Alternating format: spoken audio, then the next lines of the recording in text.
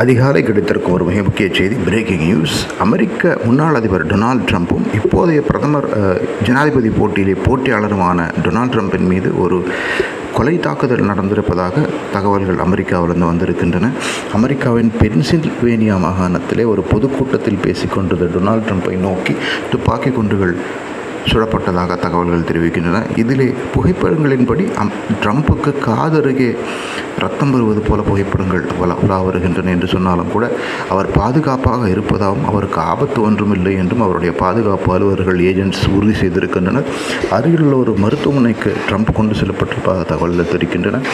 அமெரிக்காவின் ஜனாதிபதி தேர்தல் வரவிருக்கும் சூழ்நிலையிலே இந்த தாக்குதல் பல அதிர்வலைகளை ஏற்படுத்தக்கூடும் என்று தகவல்கள் தெரிவிக்கின்றன. டொனால்ட் ட்ரம்ப் மீது துப்பாக்கி குண்டு சுடப்பட்டது, அவர் பாதுகாப்பு உள்ளார் என்பது முக்கிய செய்தி.